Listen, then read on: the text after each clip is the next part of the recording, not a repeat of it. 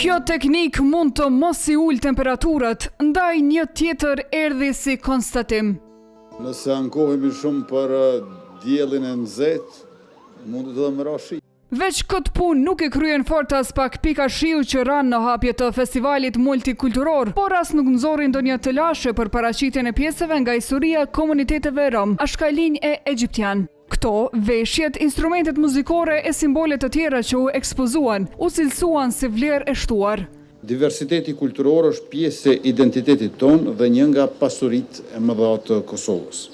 Është pasuri që duhet ta ruajmë, ta promovojmë dhe ta përcjellim tek brezat e ri.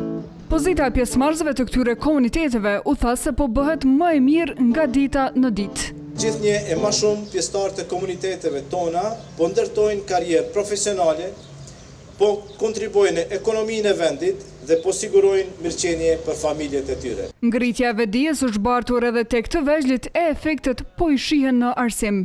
Gjithnjë e më pak qytetarë hezitojnë që fëmijët e tyre të ndajnë të njëjtën klasë me fëmijët rom, ashkalin dhe egjiptian.